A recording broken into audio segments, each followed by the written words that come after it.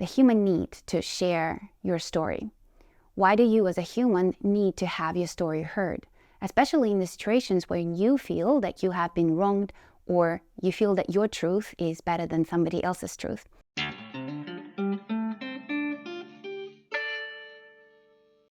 Welcome to Emergence, a podcast on what it takes to be a human being. My name is Laura Sagan. I'm your host and a fellow human being. In this podcast, we explore the multifaceted, complex experience of being a human. If you found yourself asking questions that you may not know the answers to, or sometimes not even know what the question is, you just feel that longing for understanding, then you are in the right place. Welcome. Today, I'd like to explore the human need to share your story. Why do you as a human need to have your story heard?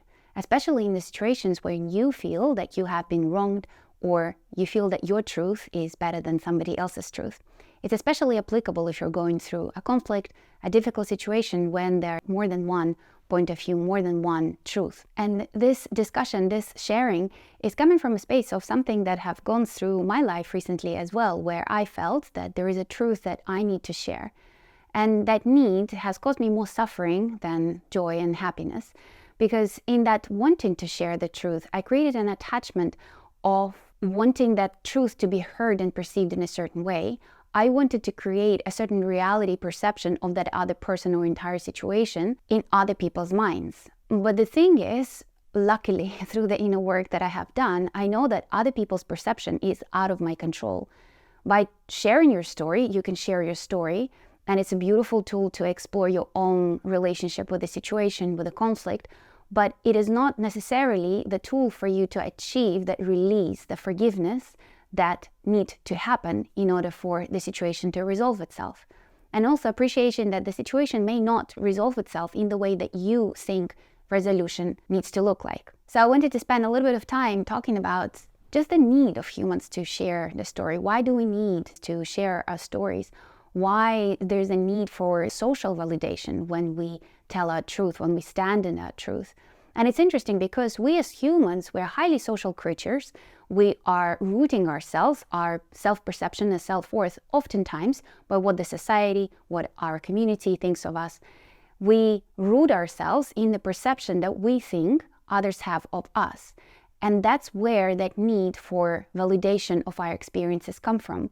Because if our experience, our reaction to it was invalid, it means that there is a risk for you to be outcasted from the society, outcast from the community. And if you're someone who cares deeply about the opinion of your community and the people that you care for, then, well, you're in a tricky situation because then you're rooting your own self-worth and value by what other people think of you. It's a very unstable situation because other people's opinions change all the time, and you don't have control about what people think and feel at any given moment. You can share your feelings, you can share the experience, but you have no control of how that will be received. So in wanting to share the story, the one important thing to understand is that you may not get the result that you want out of it. However, if your goal is different, if your goal is to share the story so others can learn from it, that is another perspective. And here, once again, you don't have the control. What is it that thing that others will learn from your experience? They may learn something completely different. You might get canceled over your comments, and there is a whole different discussion around the cancel culture. However, if you're sharing from the space of, I want others to learn from my experience, that creates a better invitation to share your story. For some of you, and sometimes me including, the sharing of the story is the confirmation of the reality. It's like, well, was this experience that I have gone through valid? Has it really happened? Did I overreact? And I want to tell you from the outset, your feelings were absolutely valid. If you reacted to a situation or conflict, the way that you reacted was the way that you reacted. It was perfectly valid. There's no such thing as overreaction. Because your reaction, whether over or under, it's once again roots itself in the judgment of what constitutes over or under reaction by other people. It could be the entire community, it could be entire society, but that over or under of your reaction is judged by the external factors, not you. So from here comes an invitation to accept your feelings, to accept your reaction as perfectly valid, whether or not somebody else thinks that you over or underreacted, because in the end, the other people's opinion, whether you over or underreacted, only matter if those people's opinion matter to you. And then the next question, well, why do those people's opinion matter to you? If someone says that you're overreacting, well, do you care if it's someone on whom your well-being doesn't depend upon? Probably not. However, if it's someone that you care about, you want them to have a certain perception of you in their mind, and therefore you try to justify, you try to explain that you haven't overreacted. One of the most useful things that I've learned recently is to say, I can see and I believe that it is your perception of my reaction. I believe that this is your truth.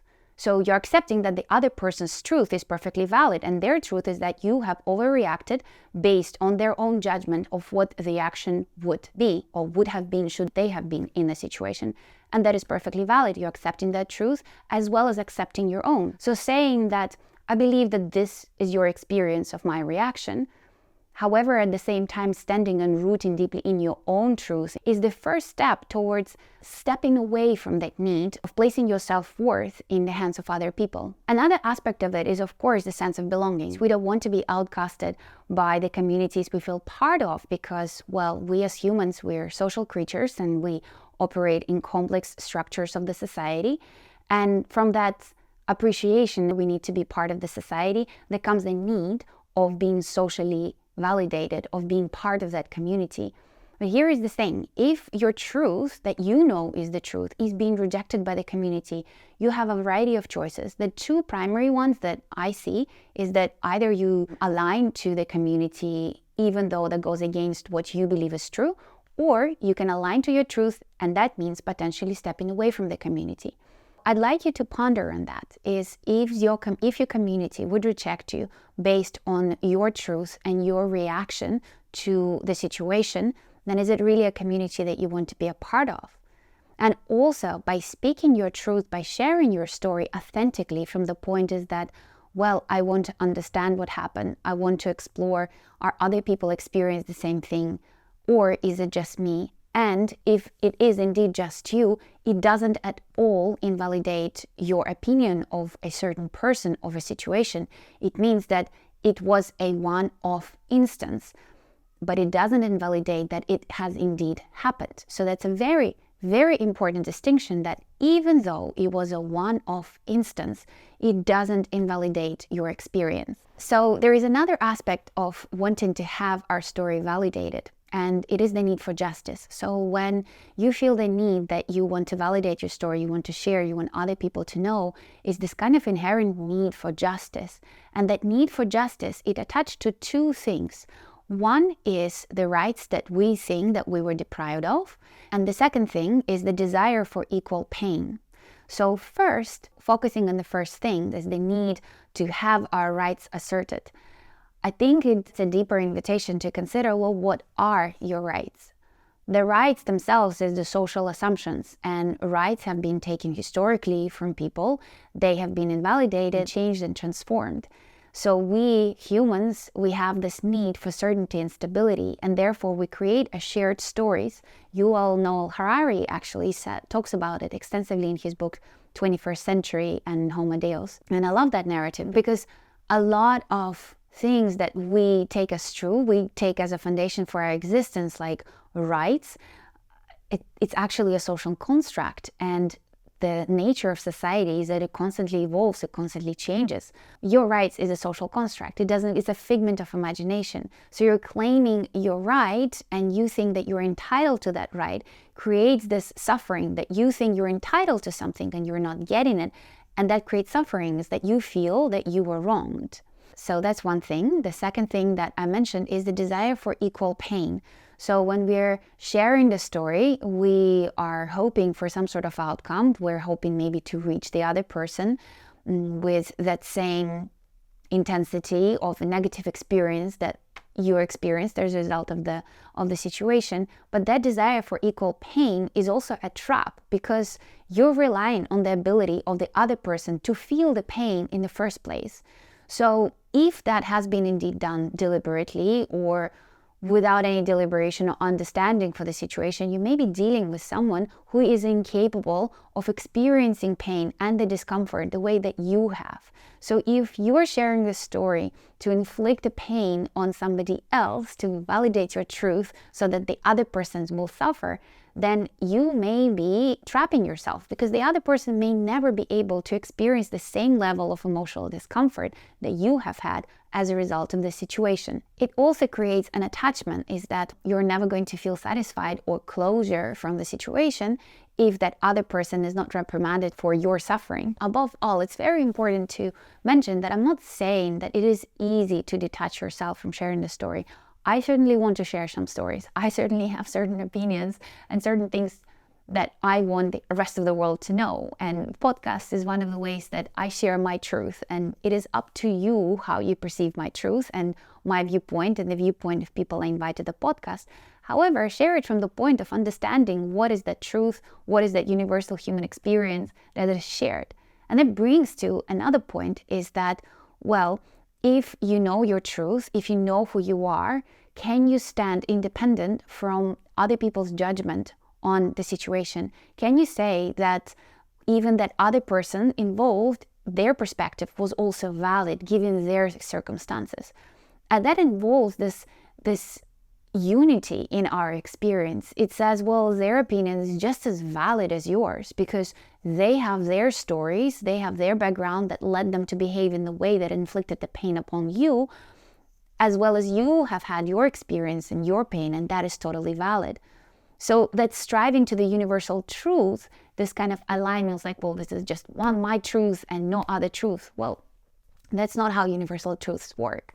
Universal truths work by combining all these different aspects of human experience, because that other person might have had a really deeply seated trauma that led them to be the jerk to you as they were. And appreciating that and holding space for that, as well as, of course, holding the space for your pain, it becomes hugely important. And that is what this whole universal truth, the entitlement to rights, well, I don't necessarily believe that we're entitled to anything in this life. I think we're entitled to our opinion, we're entitled to our experiences, we're entitled to our individual experiences, but we're not entitled for anything from this world to come to us. And that comes a different perspective, is that accepting that you have the responsibility, that if you feel that you've been wronged, well, first of all, your responsibility as a human being is to deal with your own emotions, is your responsibility to not inflict that same pain onto others. So let's say you were part of the situation where you've been wronged, and then you go ahead and then you hurt another completely unrelated person because you haven't dealt with your emotional response with the other. That is the thing that your responsibility of a human being expands to. And I actually wanted to talk about letting go and forgiveness.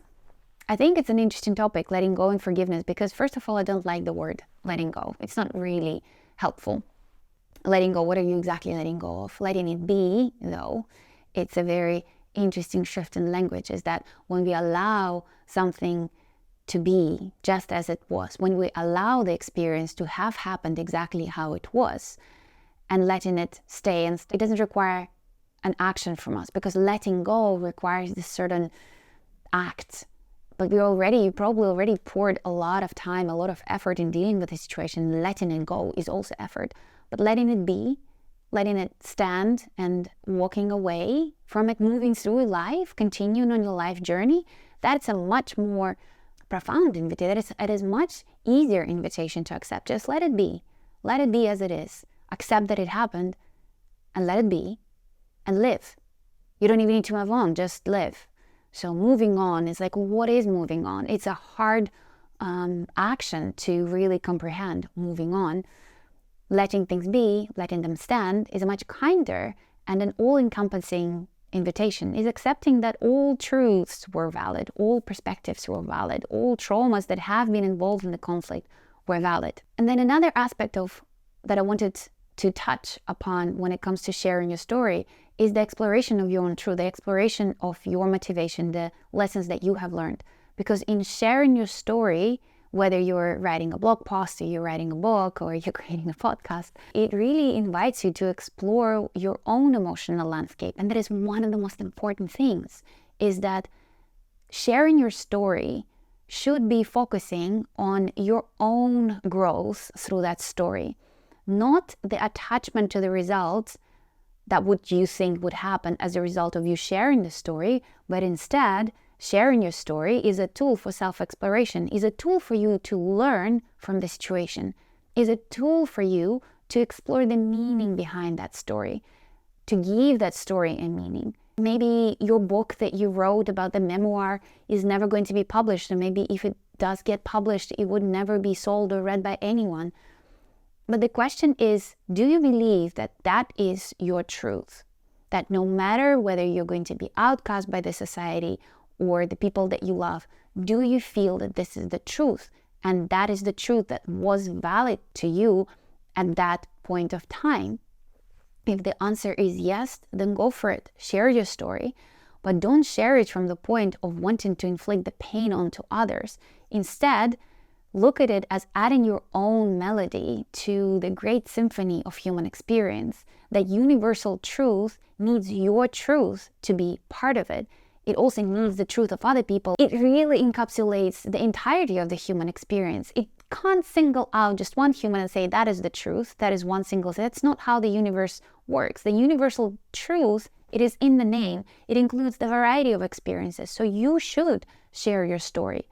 You should create it without the attachment of the outcome, what you think sharing of the story might entail. But you should share your story.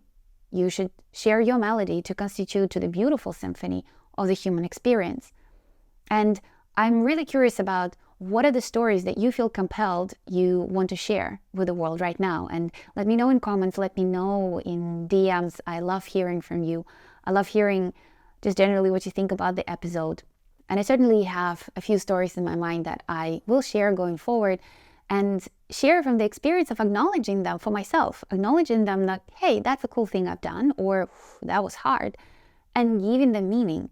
Because any sort of suffering, any sort of difficult situation is a lesson that I've learned. And by sharing it with other people, maybe it would make you act differently next time just by listening. That could be a perspective. Or maybe it would invite a different perspective for you to think of a certain situation where you feel that you really want to share your story. So on that note, I would like to invite you to subscribe to this podcast, to the YouTube channel. If you're watching it on YouTube, I encourage you to do that anyway, because it's a great way to support the podcast. And once again, I will see you and you will hear from me next week. My name is Laura Sagan. I'm your host and a fellow human being. Take care.